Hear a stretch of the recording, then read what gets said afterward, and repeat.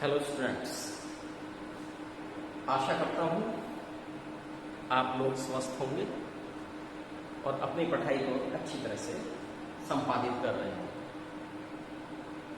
हम आपको जैव प्रक्रम में प्रकाश संश्लेषण के संबंध में बातें कर रहे थे और उसमें हमने आपको बताया था कि प्रकाश संश्लेषण की क्रिया कैसे संपन्न होती है, किस प्रकार से वो प्रकाश अभिक्रिया और अप्रकाश अभिक्रिया दो चरणों में पूर्ण होती है। उसके बाद हमने आपसे प्रकाश संश्लेषण की क्रिया के लिए आवश्यक जो वस्तुएं हैं, आवश्यक जो तत्व हैं, उनके बारे में बातें हो रही थी। हमने आपसे बताया था कि प्रकाश संश्लेषण के लिए सूर्य का प्रकाश आवश्यक है, इस बात को प्रयोग द्वारा सिद्ध किया था। दूसरे हमने बताया था कि प्रकाश संश्लेषण के लिए क्लोरोफिल यानी पर्णहरित आवश्यक है और इसे भी हमने प्रयोग द्वारा सिद्ध करके दिखाया था। आज हम उससे आगे बढ़ते हैं। आज हम अध्ययन करेंगे कि प्रकाश संश्लेषण की क्रिया के लिए CO2 आवश्यक है। इसे कैसे सिद्ध किया जाए कि भाई प्रकाश संश्लेषण के लिए CO2 गैस आवश्यक है। इसके लिए हम करेंगे मोल का प्रयोग। मोल एक साइंटिस्ट हुए हैं, मोल का प्रयोग।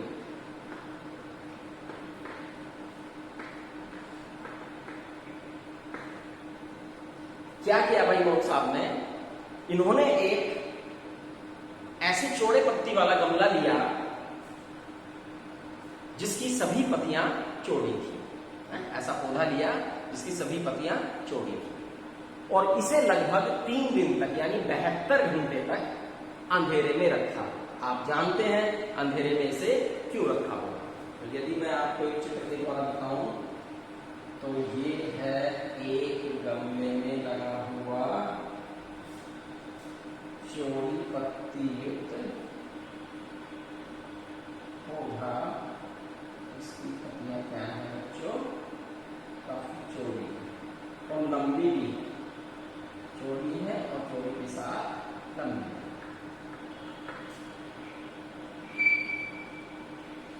और जैसा मैंने आपको बताया, इसे इन्होंने 72 घंटे तक 3 दिन तक यानी कि अंधेरे में रखा। अंधेरे में रखने से हुआ ये कि इसके भीतर जो पहले से संचित भोजन है, मंड है, वो क्या हो गया? समाप्त हो गया। अब उन्होंने एक चौड़े मुंह की बोतल ली कांच की, जिसका मुंह चौड़ा था, और उसमें एक कॉर्क लगा दी। लेकिन कॉर्क लगाने से पहले उसमें एक झिल्ली उन्होंने काट दी जिससे कि पत्ती उस बोतल के अंदर जा सके। और क्या काम किया कॉर्क लगाने से पहले? उसमें कुछ मात्रा में KOH लिए, KOH डाल, पोटेशियम हाइड्रोक्साइड।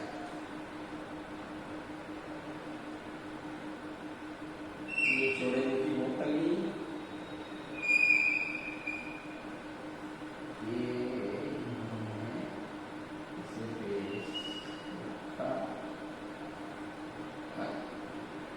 ये इस तरह से उपकरण को इस तरह से इन्होंने सेट कर दिया।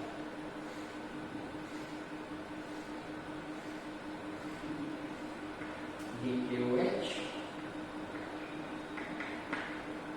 गमले में लगा पौधा जो 72 घंटे तक अंधेरे में रखा गया था। ये चौड़े मुंह की बोतल ली कांच की, इसमें KOH रखा, एक कॉर्क लगाई, कॉर्क में झिल्ली काटी, झिल्ली के द्वारा इस पौधे की जो उन्होंने 72 घंटे अंधेरे में रखा था, आधी पत्ती बोतल के अंदर और आधी पत्ती बोतल के बाहर। इसके किनारों पर वैसलीन लगा दी, इसे एयर टाइट कर दिया। झिल्ली के बराबर में वैसलीन या ग्रीस लगाकर इसे एयर टाइट कर दिया और सारा का सारा उपकरण वापस धूप में रख दिया। अब धूप में रखने के बाद कुछ घंटे तक इसे धूप में रखा और धूप में रखने के बाद इस जो पत्ती को इसे तोड़कर इसका मंड परीक्षण किया। पत्ती का क्या किया? मंड परीक्षण। और मंड परीक्षण करने पे वो देखते हैं कि भाई मंड परीक्षण कैसे किया जाता है। आपको मैंने बताया था कि आपको कुछ सबसे पहले पत्ती को लेंगे, तोड़ेंगे और उसे जल में उबालेंगे। जल में उबालने के बाद फिर उसे अल्कोहल में उबालेंगे। अल्कोहल में जब वो उबल जाए उसके बाद आयोडीन के घोल में, आयोडीन के तनु विलयन में उस पत्ती को डुबोते हैं। और डुबोने के बाद हम देखते हैं कि पत्ती का जो हिस्सा बोतल से बाहर था वो नीले रंग का हो जाता है। नीले रंग का होने का मतलब यानी इस हिस्से में मंड का निर्माण हुआ। मंड का निर्माण होने का मतलब है यानी इस हिस्से में प्रकाश संश्लेषण की क्रिया संपन्न हुई। जबकि वहीं ये जो हिस्सा है जो बोतल के भीतर था वो रंगहीन ही रहा, उसमें कोई भी रंग नहीं आया, अर्थात इस हिस्से में कोई मंड निर्माण नहीं हुआ। मंड निर्माण न होने का मतलब है इस हिस्से में प्रकाश संश्लेषण की क्रिया नहीं हुई। ऐसा क्यों हुआ, आइए चेक करते हैं। ये गमला है, गमले में लगा पौधा है, इस पौधे को जल मिल रहा है, जल पूरी पत्ती में जा रहा है। ठीक, सूर्य का प्रकाश पूरी, क्योंकि कांच की बोतल है पारदर्शी, तो सूर्य का प्रकाश यहां भी आ रहा है। पर्णहरित इस पत्ती की पूरी पत्ती में पर्णहरित है। लेकिन हुआ यह है कि यहां KOH रखने से इस बोतल के भीतर की जो CO2 है, कार्बन डाइऑक्साइड है, वो इस KOH ने अपने भीतर सोख ली।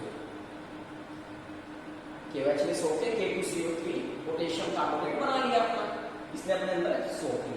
अब इसके भीतर, पत्ती के भीतर, यहां पर तो कांच के भीतर है, सूर्य का प्रकाश भी है, जल भी इसे मिल रहा है, पर्णहरित भी है, लेकिन CO2 नहीं है। जबकि यहां पर सारी चीजें हैं, ये CO2 भी है, केवल CO2 नहीं है। और जब केवल CO2 न होने से हम देखते हैं रिजल्ट कुछ घंटों के बाद, जब इस पत्ती को तोड़ के मन परीक्षण करते हैं तो हम देखते हैं कि जिस हिस्से में CO2 नहीं पहुंची, जिस हिस्से में CO2 नहीं रही, वहां पर मंड का निर्माण नहीं हुआ, अर्थात प्रकाश संश्लेषण की क्रिया संपन्न नहीं हुई।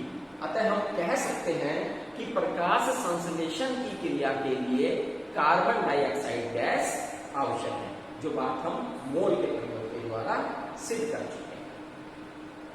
तो मैं समझता हूं ये बात आपको स्पष्ट हुई होगी कि कार्बन डाइऑक्साइड प्रकाश संश्लेषण के लिए आवश्यक है। चलिए, प्रकाश संश्लेषण की बात हो रही है। प्रकाश संश्लेषण की क्रिया में ये तो वो बातें हमने सिद्ध की जो हमें आवश्यक होती है। CO2 की बात हमने की, प्रकाश की बात हमने की, पर्णहरित की बात हमने की। लेकिन प्रकाश संश्लेषण की क्रिया में O2 मुक्त होती है, ऑक्सीजन गैस मुक्त होती है। इसे भी हम प्रयोग के द्वारा दिखा सकते हैं। क्रिया में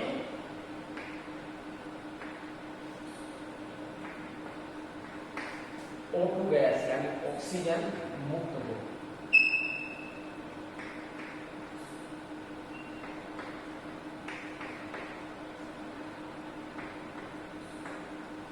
इसे भी हमें एक्सपेरिमेंट के द्वारा, एक प्रयोग के द्वारा सिद्ध कर सकते हैं। एक पौधा जो तालाबों में उगता है, स्वच्छ जल के तालाबों में, हाइड्रिला, है ना। तो एक बीकर लेते हैं फ्रेंड्स, और उस बीकर में तालाब का जल लेते हैं, और तालाब का जल के साथ साथ वो हाइड्रिला पौधा भी इसके भीतर रख देते हैं। ये हाइड्रिला पौधा इस तरह से होता है, तो छोटी छोटी पत्तियां इसमें होती हैं। इस तरह का पौधा हम इसमें तोड़ के रख देते हैं। आप जानते हैं कि जलीय पौधों में जड़ें या तो बहुत कम विकसित होती है या नहीं होती, क्योंकि जड़ का काम है जल भूमि से जल और खनिज लवण का अवशोषण करना। ये जलीय पौधे, यहाँ पर इन्हें सब कुछ मिल रहा है, तो इसलिए जड़ें कम विकसित होती हैं। और हम इसमें हमने जल लिया है तालाब का, और इसको हम एक कांच की कीप से ढक देते हैं। बीकर के भीतर भी कांच की ये कीप, और ये आप देखें जल है तालाब का, और एक कमथन नली लेते हैं, उसे भी जल से भरते हैं। और अंगूठा रख उसके मुंह पर अंगूठा रखकर उसे इस तरह से इसके ऊपर सेट कर देते हैं कि ये पानी इसके भीतर है, पानी है इसके पानी का है। ये हमारा एक्सपेरिमेंट चल गया है और इसे उठाकर पूरे उपकरण को काट देते हैं धूप में। तो ये बीकर आप देख रहे हैं, बीकर है, ये हाइड्रिला होता है,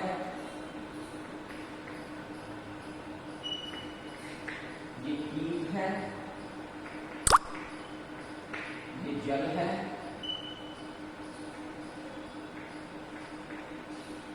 और ये परत है। ये सब चीजें कुछ घंटों के बाद हम देखते हैं कि बुलबुलों के रूप में एक गैस इसमें निकलनी शुरू होती है और ये धीरे धीरे कीट में इकट्ठी होने लगती है। जब गैस कीट में इकट्ठी होगी तो उसका पानी जो है साइडों से बाहर क्योंकि प्रेशर डालेंगे तो सब पानी इसमें नीचे आगे चल जाएगा।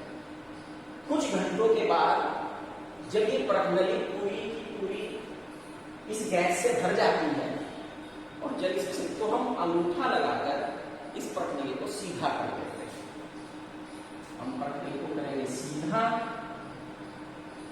और देखेंगे कि भाई परीक्षण करेंगे कि इस प्रणाली के भीतर ये कौन सी गैस इकट्ठा हुई है। इसके लिए हम एक जलती हुई तीर